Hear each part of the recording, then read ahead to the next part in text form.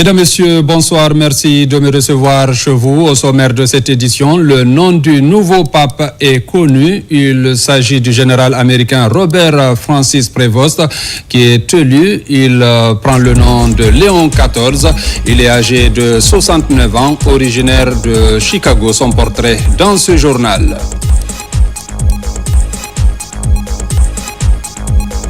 En Guinée, l'amélioration de la desserte en électricité se poursuit. Les travaux d'extension de certaines centrales sont en cours. Le ministre de l'Énergie était sur le terrain pour une évaluation. Tenue de la 18e Assemblée générale de la FEGIFOOT, le budget et le rapport d'activité a été passé en revue. La révocation du président également maintenue. La rencontre s'est tenue en présence des représentants de la CAF et de la FIFA. C'est tout pour les titres. Une fois encore, bonsoir et bienvenue dans ce journal. Le président de la République, le général Mamadi Doumbouya, a regagné Conakry ce jeudi 8 mai 2025. Pour rappel, le chef d'État était à Kigali pour une visite d'amitié de ce pays ami. Il s'est rendu au Gabon où il était invité à prendre part à la cérémonie d'investiture de son homologue Brice Clotaire Oligui Nguema. À l'occasion de son retour au pays, plusieurs personnalités et des milliers d'autres Guinéens se sont fortement mobilisés pour lui réserver un accueil chaleureux. Reportage adjudant-chef Aboubakar Kamanou. Au terme de sa visite d'amitié bien remplie à Kigali au Rwanda, puis à Libreville au Gabon où il a honorablement pris part à la cérémonie d'investiture de son homologue Brice Clotaire Oligui Nguema, le président de la République de Guinée, son Excellence général Mamadi Doumbouya, est rentré au pays ce jeudi 8 mai 2025 aux environs de 13 heures. Le chef de l'État, chef suprême des armées, a été fièrement accueilli à l'aéroport international Ahmed Sékou Touré par des autorités invitées à cet effet, notamment des membres du CNRD, le Premier ministre chef du gouvernement, des représentants des institutions républicaines, le ministre secrétaire général de la présidence de la République, le ministre directeur des cabinets de la présidence de la République, des membres du gouvernement, la haute hiérarchie militaire et paramilitaire, entre autres.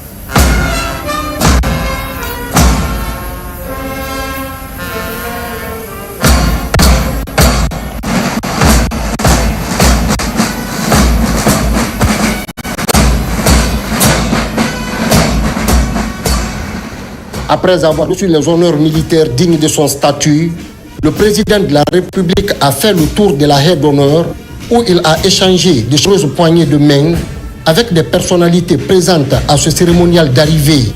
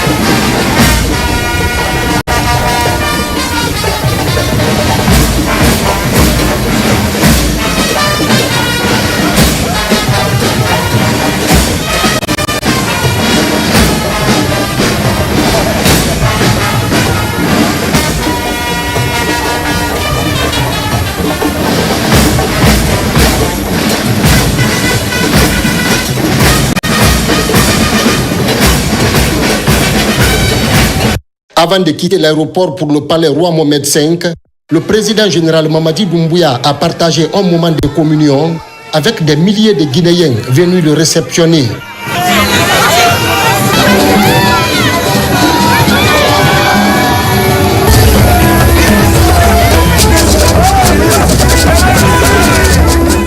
C'est dans cette atmosphère de joie partagée entre le président de la République et sa population que le chef de l'État guinéen, son Excellence le général Mamadi Doumbouya, s'est dirigé au palais présidentiel.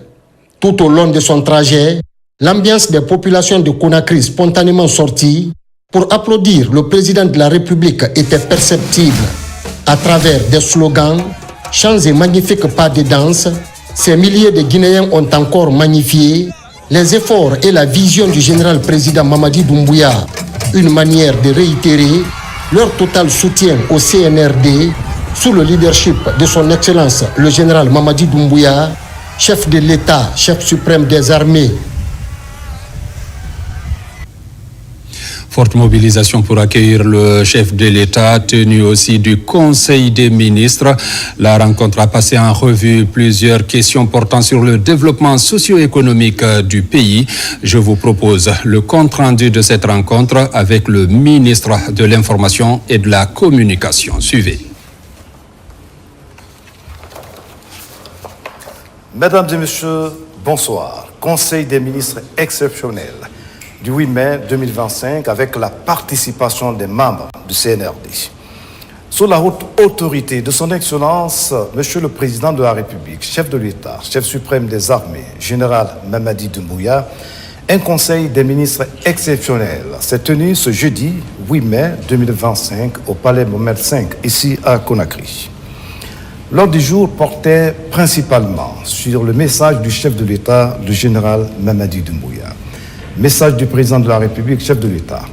Le président de la République a tout d'abord exprimé sa profonde gratitude au président de la République du Rwanda, au peuple rwandais ainsi qu'aux compatriotes guinéens résidant au Rwanda pour l'accueil chaleureux et l'hospitalité réservée à sa délégation lors de sa récente visite d'amitié.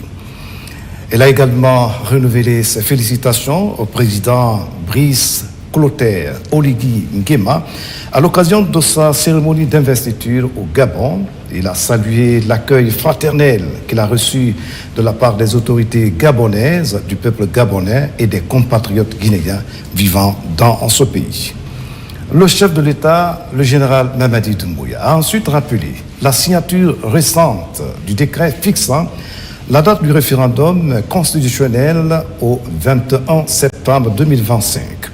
Il a instruit le gouvernement d'intensifier les efforts de sensibilisation afin de permettre à tous les concitoyens âgés de 10 ans et plus de faire enregistrer dans le cadre du programme national de recensement à vocation d'état civil PN-RAVEC. Il a lancé un appel solennel à tous les citoyens guinéens à se faire recenser pour pouvoir participer au référendum et contribuer à l'adoption d'une constitution qui reflète les aspirations nationales. Par ailleurs, le président de la République, le général Mamadi Doumbouya, a tenu à rappeler le décret instaurant la gratuité de la carte nationale d'identité. Il a demandé aux acteurs concernés de lui transmettre dès la semaine prochaine un rapport sur l'état de sa mise en œuvre et d'assurer la coordination avec le PN-RAVEC pour permettre à chaque citoyen de disposer d'un identifiant biométrique national unique. Le président de la République a ensuite félicité les membres du comité stratégique de Simandou et les parties prenantes de l'accord cadre sino-guinéen pour le lancement des travaux de la raffinerie d'alumine de la société SPIC à Bofa. Elle a souligné que cette initiative marque une étape importante vers la transformation locale de la bauxite et l'industrialisation du pays. Toutefois, il a rappelé avec fermeté que le respect des engagements contractuels et des délais est non négociable. À cet effet, le chef de l'État, le général Mamadi Doumbouya, a donné instruction au ministre des Mines et de la Géologie de procéder au retrait des permis et concessions des sociétés minières non conformes aux obligations prévues par le Code minier. Soumettre une proposition d'interdiction de l'exportation de l'or brut en raison de l'achèvement imminent de l'une des plus grandes raffineries d'or au monde en République de Guinée. Le président de la République a souligné que cette infrastructure revêt une importance stratégique pour la souveraineté économique de notre pays.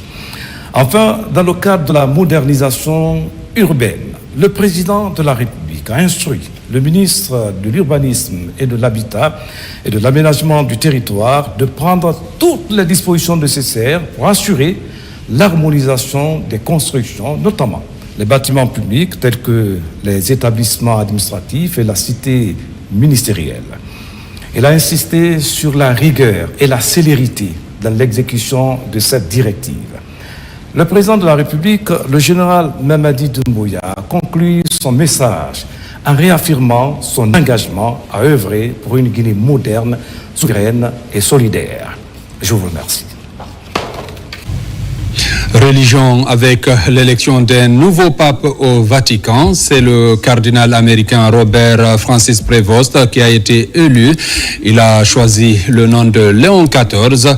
Il devient ainsi le premier pape originaire des États-Unis. Son portrait avec Martin Francinaduno. Le 8 mai 2025, le cardinal américain Robert Francis Prévost a été élu pape, succédant ainsi à François.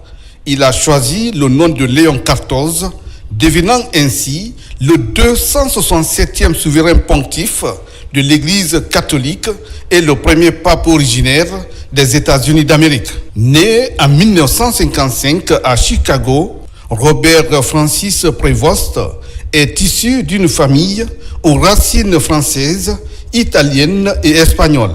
En termes de formation académique, il a obtenu un baccalauréat en mathématiques à l'université Villanova en 1977, puis une licence en théologie à la Catholic Theological Union de Chicago. Il a ensuite poursuivi des études en droit canonique à l'université pontificale Saint-Thomas d'Aquin à Rome, où il a été ordonné prêtre en 1982. De son engagement missionnaire, il a été religieux de l'ordre de Saint-Augustin.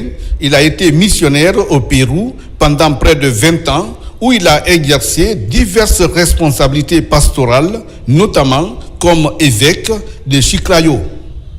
En parlant de ses responsabilités au sein de l'Église, il a été élu prieur général des Augustins en 2001, fonction qu'il a occupée jusqu'en 2013. En 2023, le pape François l'a nommé préfet du dicastère pour les évêques, un poste clé dans la nomination des évêques à travers le monde. Il a été créé cardinal en juillet 2023. Lors du conclave de mai 2025, il a été élu pape au 4e tour du scrutin. Le cardinal français Dominique Mamberti, en sa qualité de protodiacre, a annoncé son élection depuis le balcon de la basilique Saint-Pierre avec la formule traditionnelle « Voici le pape ».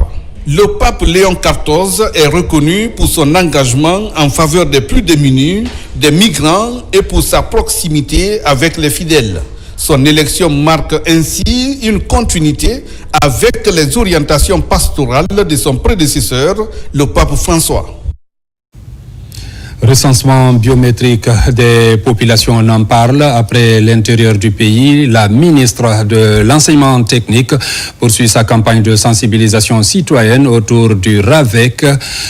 Hier mercredi, Aminata Kaba, en compagnie de la directrice nationale des affaires politiques et de l'administration électorale, a procédé au lancement officiel de l'opération dans les établissements d'enseignement technique. Ensemble, elles ont expliqué aux apprenants les intérêts de ce recensement. Moussa Komara. Doter chaque citoyen d'un numéro personnel d'identification unique, l'opération est bien partie ici à l'École nationale des postes et télécommunications d'Équipé. Les élèves et étudiants des institutions d'enseignement public et privé peuvent se faire recenser sans effort. Il n'y a pas le temps, après l'école, il y a le boulot, je n'avais pas eu le temps vraiment pour me faire recenser. Parce que quand tu parles de il y a tellement de monde et j'ai eu une occasion, ils sont venus dans mon école, je me suis fait recenser. Et c'est une bonne idée qu'ils viennent dans notre école ici, qu'on se fasse recenser ici sans souci. C'est très, très important. Donc, et aussi, elle nous a dit d'aller sensibiliser nos parents. C'est une bonne idée. La campagne portée par le ministère de l'enseignement technique de la formation professionnelle est doublée de la sensibilisation des apprenants sur les enjeux de ce recensement. Nous avons sensibilisé les apprenants à exercer leur devoir de citoyenneté et les sensibiliser donc à s'enrôler eux-mêmes, mais aussi à faire passer le message au sein de leur famille, auprès de leurs camarades, auprès de leur communauté, pour que tout le monde soit sensibilisé et tout le monde soit mobilisé pour venir se faire recenser. Nous venons de nous rendre compte que toutes les données sur la natalité en Guinée sont faussées parce que les gens n'ont pas d'acte de naissance. Et aujourd'hui, on continue de donner des jugements supplétifs tenant lieu d'acte de naissance et avec la transcription aux citoyens guinéens qui n'en ont pas pour leur permettre d'être dans la base de données. C'est important de hâter les pas et de se faire recenser. Devant les équipes mobiles déployées, la mobilisation des élèves est visible. 339 au total seront recensés en des jours. Le recensement s'arrête le 30e mai. Des sources officielles, plus de 2 millions de Guinéens sont déjà dans la base de données depuis le début de l'opération. Il faut dire que le conseiller personnel du président de la République, général Mamadi Doumbouya, s'implique aussi dans la sensibilisation pour la réussite du recensement administratif à vocation d'état civil, accompagné par l'autorité préfectorale de Dinguiraye. Il a échangé avec les communautés du secteur de Fatafing sur les avantages de ce programme. Reportage Mohamed Lamine Kaba, Marwan Kamara. C'est une délégation conduite par El Hadj Thierno Mamadouba, conseiller personnel du président de la République. Après avoir parcouru plus d'une cinquantaine de kilomètres de routes impraticables, la délégation est reçue avec allégresse par la communauté villageoise de Fatafing, une localité relevant de la préfecture de Dinguiraye. Le motif de ce déplacement, sensibiliser et expliquer l'importance du recensement biométrique aux citoyens. Le premier magistrat du pays, son excellence, le général Mamadi Doumbouya, s'est recensé. Tout le monde l'a vu sur les photos à la télé. Et c'est ce qui continue d'être fait. Nous avons été déployés sur l'étendue du territoire pour aller renforcer les équipes sur place. À Dinguiraye, le travail a été bien fait. Et je voudrais encore une fois féliciter monsieur le préfet et toute sa suite pour le travail abattu. Nous souhaitons que tout le monde se recense, puisqu'on ne le fait pas pour quelqu'un d'autre, on le fait pour soi-même. C'est un devoir citoyen. Et quelqu'un qui s'est recensé, justement, va avoir beaucoup de facilité par rapport à un certain nombre de choses. Ici, la mobilisation de toutes les couches sociales est remarquée. Pour faciliter l'accès à l'information et atteindre les cibles, autorités préfectorales communales se joignent aux conseillers du président pour passer les messages dans les différentes langues du terroir. Je voudrais tout d'abord saluer l'initiative du président et du chef du gouvernement de dépêcher les membres du gouvernement Amadou Riba et les conseillers du président de la République, chez nous en l'occurrence El Hadj Thierno Mamadouba, pour venir renforcer l'effort de sensibilisation et aussi assurer la supervision du processus de recensement biométrique engagé dans notre pays depuis le 15 avril dernier. Déjà dans cette localité, le programme de recensement biométrique est une course contre la montre. Tous s'engagent à accomplir ce devoir citoyen. Par contre, que la population est surtout mobilisée. Tout va bien, on a été bien accueillis, surtout avec la mission qui a été pilotée par le conseiller. L'occasion est aussi mise à profit par le conseiller et sa suite pour visiter certains centres d'enrôlement dans la préfecture de Dinguiraye pour s'enquérir l'état d'avancement des opérations sur le terrain. L'opération se déroule depuis 8 heures. La commission est venue dans l'enceinte du camp, à mesure de enrôler le personnel militaire. Cette campagne de recensement biométrique s'inscrit dans le projet du CNRD de doter chaque Guinéen d'une identité personnelle et numérique. Elle pourrait permettre d'accélérer le processus dans les communautés riveraines de Dinguiraye. Dans la préfecture de Dabola, c'est le ministre des Mines qui rencontre les populations à Bissikirima, Dogomé, Alpha Moussaya et Dabola Centre.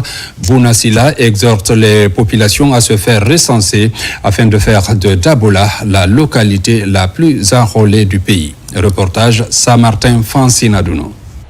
Deuxième journée de la tournée de sensibilisation du ministre des Mines et de la Géologie à Dabola. Bounasila s'est successivement rendu dans les sous-préfectures de Kankama et de Bissikirima, ainsi que dans la commune urbaine de Dabola. Cet exercice vise à mobiliser les populations autour du programme national de recensement administratif à vocation d'état civil. Désormais, Kankama se donne la main avec ses secteurs pour qu'avant le retour de monsieur le ministre et pour que Kankama soit la lumière de Dabola pour ce recensement. Quand on se recense, nous aurons les bénéfices du développement durable, c'est-à-dire les routes, l'infrastructure, les hôpitaux. Cet identifiant facilitera également la planification des politiques publiques et le suivi des programmes de développement, notamment le programme Simandou 2040. L'importance de ce recensement qui n'est pas seulement à but électoral, mais qui a un but de développement. Il y a un numéro identifiant unique qui concerne chaque citoyen et qui va permettre au président de la République de mettre en œuvre ce programme Simandou 2040 qui comprend 5 piliers. Donc chacun des piliers tiendra compte de la population exacte de la Guinée. Pour réussir cette campagne de sensibilisation, plusieurs citoyens, notamment des femmes, ont bénéficié gratuitement de leur acte de naissance. Cette initiative vise à encourager la participation active des populations au recensement. J'ai gagné mon extrait de naissance gratuit. Je suis contente aujourd'hui pour être guinéenne aujourd'hui. Merci mon excellence, merci mon président. Maintenant je suis guinéenne. Je remercie le président général Mamadi Doumbouya. Dans les différentes localités, le ministre parrain fait le tour des sites abritant les kits. Cette descente sur le terrain lui a permis d'évaluer l'état de fonctionnement des équipements de recensement biométrique, de s'assurer de la bonne organisation des opérations et d'écouter les agents recenseurs et les populations pour relever les éventuelles difficultés rencontrées. À Conakry, la sensibilisation se poursuit également dans les marchés de Kenyang et Avaria. L'activité est pilotée par le coordinateur général des marchés d'intérêt de la capitale. Une campagne qui s'est déroulée également à Fotoba, Tamara et Rogbane, où les populations insulaires ont été aussi invitées à aller se faire recenser pour l'acquisition de ce document administratif. Reportage Moussa Bangoura, Ousmane Kamara. Le programme de sensibilisation dans les îles de l'Os se poursuit. Après Kassa, l'autorité locale vient rencontrer les citoyens de Fotoba, Robane et Tamara en compagnie de l'influenceur ivoirien Makosso.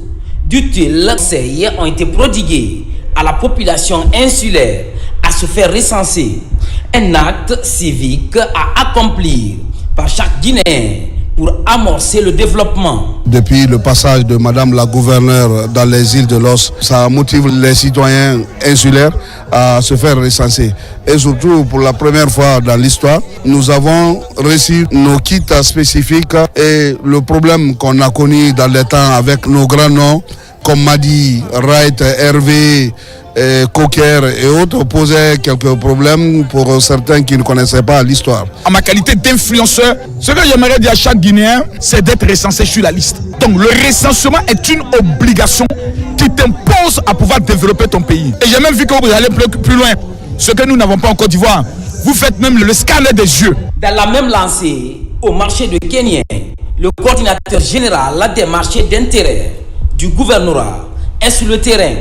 Vendeurs, acheteurs et petits commerçants ont été conscientisés à aller se faire recenser en vue d'être dans le registre national d'état civil. Cette sensibilisation doit s'élargir dans tous les marchés d'intérêt de la ville de Conakry pour dire aux gens de se mobiliser, d'aller se recenser. C'est un droit civique et l'on doit respecter cela. On est là pour vraiment véhiculer ce message aux femmes vendeuses de Kenya, aux pères de famille et aux mères de famille, de leur dire pour vraiment se recenser. Après Kenya, La même cause a conduit l'équipe au marché Avaria, commune de Matam. Ici, groupement de femmes, jeunes filles, jeunes dames et opérateurs évoluant dans le petit commerce ont été tous sensibilisés. À présent, rendons-nous à Lomé où s'est tenue ce matin l'ouverture de la réunion délocalisée du Parlement de la CEDEAO. Objectif échanger autour des enjeux liés au transport aérien comme moyen et facteur d'intégration des peuples ouest-africains. La réunion va aussi se pencher sur la stratégie de réduction des coûts de billets d'avion. Envoyé spécial Abdoulaye Diallo. Au moment où la CEDEAO célèbre le 50e anniversaire de sa création, l'institution fait face à la problématique liée au transport aérien. Cet autre facteur qui devrait favoriser l'intégration des peuples ouest-africains se pose comme un réel défi. À Lomé, la capitale togolaise, les parlementaires échangent sur la stratégie de réduction des coûts des billets d'avion comme principale solution. Le coût de transport aérien dans l'espace CEDEAO est considéré comme l'un des plus élevés du continent africain. Aussi, les tarifs aériens en Afrique de l'Ouest demeurent excessivement élevés par rapport à d'autres régions du monde.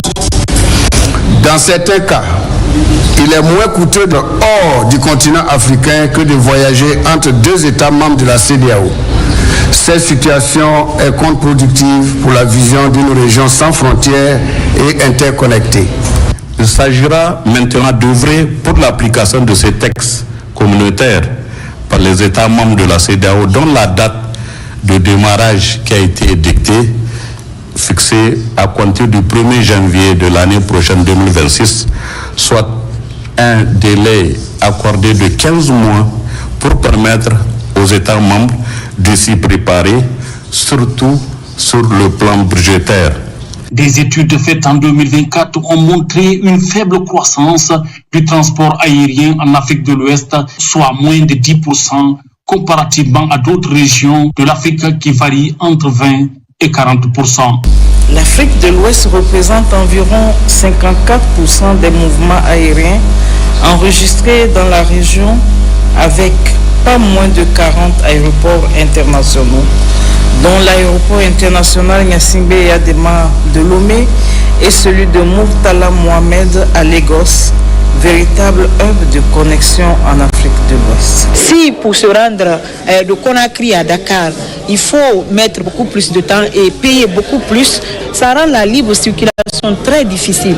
Donc c'est pourquoi aujourd'hui, nous en tant que députés, nous devons nous battre pour sensibiliser nos autorités pour qu'on puisse avoir une vision commune sur cette question, pour qu'on puisse harmoniser les taxes aéroportuaires. À travers des présentations d'experts, de panels de discussion et d'échanges directs avec les principales parties prenantes, cette réunion délocalisée du Parlement de la communauté devrait aboutir à la réduction progressive des taxes, redevances et droits visant à rendre le transport aérien plus abordable dans l'espace CEDEAO. Dans l'actualité toujours, l'inclusion numérique en Guinée vient de franchir un cap important. Ce matin, l'ambassade de Côte d'Ivoire en Guinée a officiellement apporté son soutien au projet dénommé La Force du Savoir, porté par EBB Consulting Group. Objectif, équiper les jeunes et les femmes guinéens d'outils digitaux à moindre coût. Reportage Souleymane Diaraya. Cérémonie de lancement officiel du projet l'ONIFACA, La Force du Savoir. Une initiative ambitieuse portée par ABB Consulting Group. Elle vise à démocratiser le numérique, booster l'employabilité des jeunes et autonomiser les femmes guinéennes. Une coopération régionale qui dessine les contours d'un avenir technologique. Il s'agit véritablement de formation, donc de former des concitoyens avec un ordinateur, avec une connectivité et puis une formation certifiante au bout qui donnera à notre jeunesse et à tous ceux qui sont dans la recherche d'emploi d'être autonome et d'être opérationnel sur le terrain, sur le marché de l'emploi. La formation, c'est quelque chose d'important dans notre société et à travers cette carte, les jeunes peuvent s'inscrire en ligne à plusieurs modules et tout. Donc on s'est dit que voilà, leur solution et notre solution peut converger ensemble et d'où le partenariat. Bien plus qu'un projet, l'ONIFANCA se propose de briser les barrières du numérique. Avec des centres technologiques dédiés à la maintenance et à l'assistance, le projet vise à ancrer durablement les compétences locales. Un pas de plus vers l'autonomisation, notamment des femmes, souvent éloignées des opportunités du digital. Nous, on met la femme en avant. Donc, dans ce cadre-là, on va recruter dans ce projet 20 jeunes femmes qui auront des emplois directs avec nous. Et sur le long terme, on parle de 100 emplois directs et 350 indirects parce qu'on aura une campagne de sensibilisation. Avec l'ONIFANCA, la Guinée et la Côte d'Ivoire écrivent une page nouvelle du développement par le numérique. La démarche incarne l'esprit de la coopération sud-sud, ainsi des partenariats qui symboliseront une volonté commune de créer des opportunités concrètes pour la jeunesse africaine. Dans le cadre de l'amélioration de la qualité de la desserte en électricité, EDG effectue depuis un certain temps des travaux de réhabilitation et d'extension de ces centrales à Conakry. Ceux du poste de Amdalaï suivent leur cours normal. Le ministre en charge de l'énergie a visité hier mardi ce vaste chantier dans la commune de Khatouma. Reportage signé de notre spécialiste maison des questions énergétiques, Nabi Kamara. Les travaux d'extension du poste électrique de Amdalaï se poursuivent dans la commune de Ratouma. Un nouveau transformateur d'une grande capacité sera installé à la place de l'ancien pour corriger le déficit d'électricité dans les zones de Ratouma, Dixine et Bessia. Parallèlement, une nouvelle ligne terne reliant le poste d'équipe à celui de Amdalaï est en cours d'installation afin de garantir une meilleure répartition de l'énergie. L'objectif de ce travail qui a démarré il y a quelques semaines, c'est de permettre de soulager les populations qui sont aujourd'hui délestées à cause de la surcharge du poste de Amdalaï. Donc cette visite s'inscrit dans le cadre d'un soutien aux équipes de EDG, mais aussi de l'entreprise qui est chargée des travaux, pour pouvoir accélérer les travaux et permettre de mettre fin aux souffrances des populations qui vivent dans le périmètre du poste de Amdalaï. Pour le transport de l'énergie, EDG a opté pour des poteaux électriques en double terne capables de supporter une capacité plus importante. Nous sommes confiants qu'on peut rendre le projet dans le délai imparti et que leur patience sera récompensée par une satisfaction globale. Le ministre de l'Énergie, de l'Hydraulique et des Hydrocarbures est venu sur le terrain pour se faire une idée du niveau et de la qualité des travaux. Nous avons visité les entreprises qui sont en charge de ces travaux. Ça se passe très bien. Et nous sommes convenus que dans 2 semaines, au niveau d'Amdalaï, parce que dans la commune de Ratouma, les difficultés et les inconforts que connaissent aujourd'hui les populations dans cette localité prendront fin. Ceux qui sont délestés, ce n'est pas parce qu'il n'y a pas de courant, mais pour effectuer ces travaux, nous sommes obligés de faire des consignations. Les ingénieurs sont obligés de couper le courant pour la sécurité des ouvriers qui font ce travail. L'extension du poste électrique de Amdalaï entre dans le cadre de l'amélioration de l'accès à l'électricité à Conakry. Environnement vers la mise en œuvre d'un marché carbone en Guinée. Les cadres des départements sectoriels suivent actuellement une formation sur les instruments de tarification. C'est une initiative des directions techniques du ministère de l'Environnement soutenue par la Banque mondiale. Reportage Moussa Kouyati. C'est une formation de 3 jours à l'intention des cadres venus des ministères de l'Environnement, des Mines et de la Géologie. L'idée de ce renforcement des capacités vise à actualiser les connaissances des participants sur les notions de carbone, ce conformément à l'accord de Paris.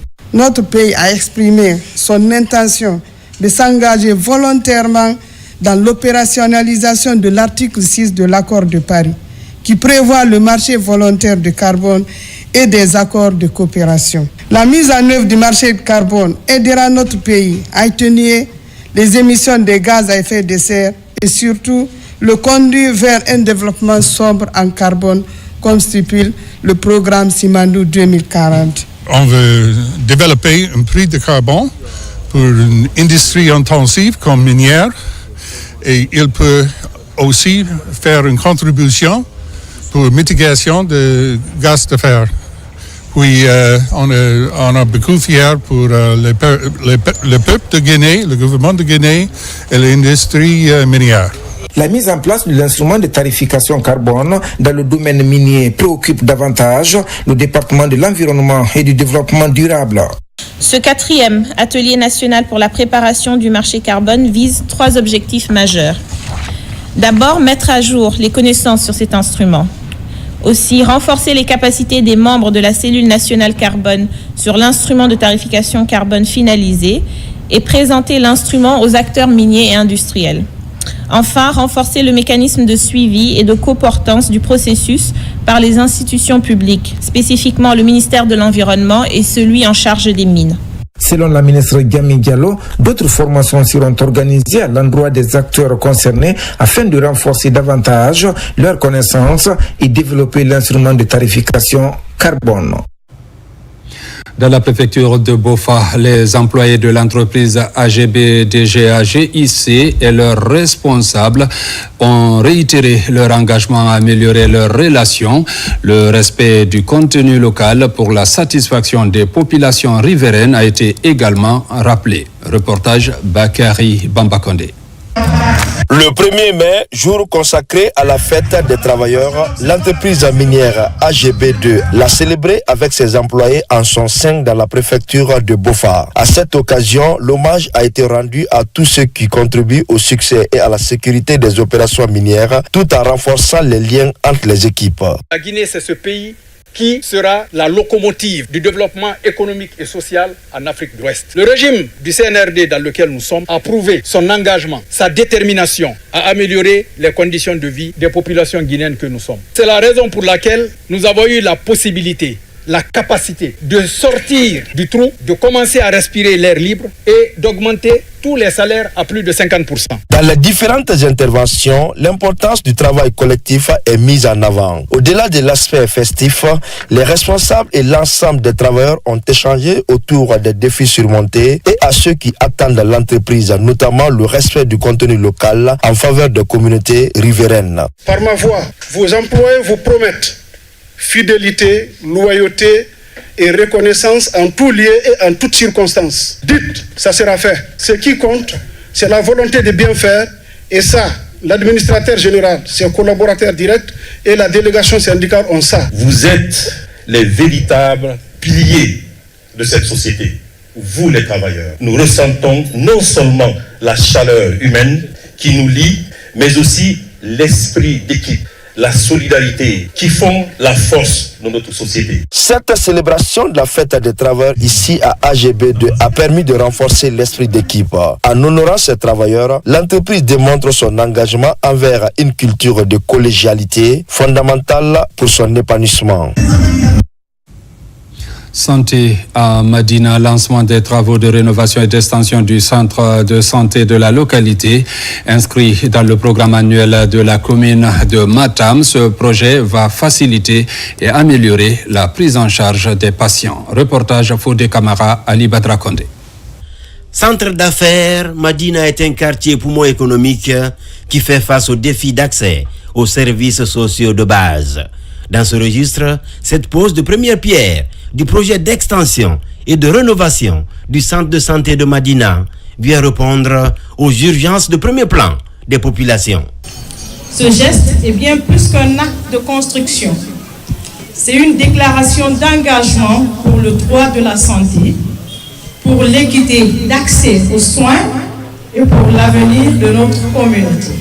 Par ma modeste voix, je vous exprime toute la reconnaissance et l'adhésion de l'autorité communale de Matam aux efforts du gouvernement de notre champion, le général d'armée Mamadi Doumbouya. Cette nouvelle infrastructure de R+1 vient démocratiser l'accès aux soins de santé de qualité pour plus de 30 000 habitants de ce quartier. et des milliers de personnes qui fréquentent le marché Madina, le plus grand centre de négoce du pays. C'est la première dans l'histoire de Madina qu'un jeune chef de quartier comme moi, à peine d'arriver, passe plus de 6 mois, que j'ai bénéficié à travers la collectivité de la commune, à travers le plan de développement local auquel j'ai pu émettre dans mon quartier et soumettre à la commune. À travers ça, nous avons pu avoir au moins le financement à travers le gouvernement, la commune et l'ANAFIC. Dans ce élan de renouveau, le regard de la délégation spéciale de Matam est aussi tourné vers le quartier Bonfi, où la maison des jeunes doit être rénovée. Entre autres compartiments prévus, une salle de spectacle, un parking, une salle polyvalente et une salle d'informatique. De Madina à Bonfi, les populations ont été largement sensibilisées pour la réussite des opérations de recensement dans les différents quartiers de la commune de Matam. Je vous l'annonçais dans les titres, la Fédération guinéenne de football a tenu ce jeudi à Conakry son 18e Assemblée générale ordinaire. Plusieurs points étaient inscrits à l'ordre du jour, dont l'analyse des rapports d'activité et financière et la révocation définitive d'une personne. L'activité s'est déroulée devant les représentants de la CAF et de la FIFA. Le film de cette Assemblée avec Djibril Kamara. Élu il y a de cela 1 an, 3 mois à la tête de la Fédération guinéenne de football, Aboubacar Dina Sampil n'est plus président. Sa révocation définitive a été actée ce jeudi à l'unanimité par les membres statutaires de l'instance dirigeante du football guinéen par voie de vote 51 sur 53. Comme vous voyez, ce n'est pas le président seul qui peut faire marcher une fédération, c'est un comité qui est aussi à l'écoute aussi des membres statutaires. Nous connaissons les problèmes du football guinéen, nous allons se retrouver et on va s'atteler au travail rapidement. Ça a été réellement une démocratie sportive. Il vous revient de continuer à travailler dans l'unité en respectant les textes. 53 membres statutaires sur 53 étaient présents à cette 18e Assemblée générale ordinaire. Dans la salle, plusieurs points étaient inscrits à l'ordre du jour. L'adoption des rapports d'activité et l'audit du celui financier ont été passés au peigne fin. L'année 2024, nous avons reçu un montant de 1 645 233 $ de la part de la FIFA. Ce montant est composé du coût opérationnel. On a été à la CAN et donc on a été dans le dernier carré presque. Et donc la CAF nous a donné 1 323 900 $. Donc en termes de ressources au total, nous avons reçu 36 686 857 923 francs guinéens. L'Assemblée générale, elle est souveraine. Les décisions qui sont prises ont été prises en toute démocratie et en parfaite conformité avec les statuts. On a un nouveau président qui doit finir le mandat conformément aux statuts, étant entendu qu'un développement, on ne peut l'envisager que dans une atmosphère apaisée. L'Assemblée est extrêmement importante pour nous parce que nous nous sommes réunis le 17, je crois, avril, c'est ça, pour mieux la préparer. Et lors de cette réunion préparatoire que nous avons eue, nous nous sommes engagés, chaque parti, à œuvrer pour que cette assemblée se tienne dans de très bonnes conditions. Au cours de cette 18e Assemblée générale ordinaire, la suspension des membres de l'ancien bureau exécutif de la Ligue guinéenne de football professionnel, dirigé par le général Mathurin Bangoura et l'ancien secrétaire général adjoint de la FEGIFOOT, Aboubacar Debari, a été levée pour un possible retour aux affaires. La 18e Assemblée ordinaire confirme donc la révocation du président Bouba Sampil, tenu cette semaine du concours littéraire de la lecture ainsi que la restitution des romans par les étudiants de l'Université Kofi Annan de Conakry. Cette compétition dénommée Miss Master consiste à promouvoir l'excellence au sein de l'Université Kofi Annan. Les précisions avec Ali Badra Kondé. C'est une cérémonie de lecture de restitution des romans. Elle met en compétition des étudiants de l'université Kofi Annan. Elle permet de mettre en valeur des romans et d'éveiller la conscience des jeunes étudiants. Cette compétition est dénommée Miss Master. Au-delà de la beauté physique, la beauté intellectuelle est valorisée. J'ai compris que les jeunes Guinéens commencent vraiment à revenir aux fondamentaux, à savoir la lecture. Les gens sont devenus passionnés. On a vu des candidats de différents profils, des juristes, des économistes, pas juste des littéraires, mais qui se sont bien exprimés, qui se sont bien défendus. Cette fois-ci, nous aussi, nous avons pensé de mettre cette challenge en place pour permettre aux autres candidats, aux autres candidates aussi, de se préparer aux échéances compétition. La compétition Miss Master consiste aussi à promouvoir l'excellence en milieu scolaire et universitaire. Je trouve que c'est normal que ça ne soit pas fixé sur juste la beauté physique. Et le casting, ça s'est fait aux yeux et aux cieux de tous sur le terrain de basketball de l'université au fait. Donc je trouve que si je fais partie jusque-là de la course, c'est que j'ai amplement ma place pour mériter la couronne de Miss Coffee 2025. En tant qu'auteur, je suis très ému parce que écrire c'est bon, mais être lu c'est encore mieux. Et aujourd'hui, on voit véritablement que les jeunes filles, les jeunes garçons vraiment s'investissent dans le cadre de la lecture des ouvrages.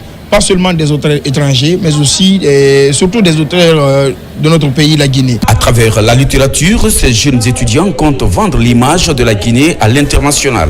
Les ouvrages des écrivains, comme ceux de Mariam Ba, Amadou Kone et Kadiatou Kaba de la RTG Koloma, ont été largement restitués par ces étudiants. Mesdames, Messieurs, c'est la fin de cette édition. Merci de l'avoir suivi et bonne suite de programme sur la télévision nationale.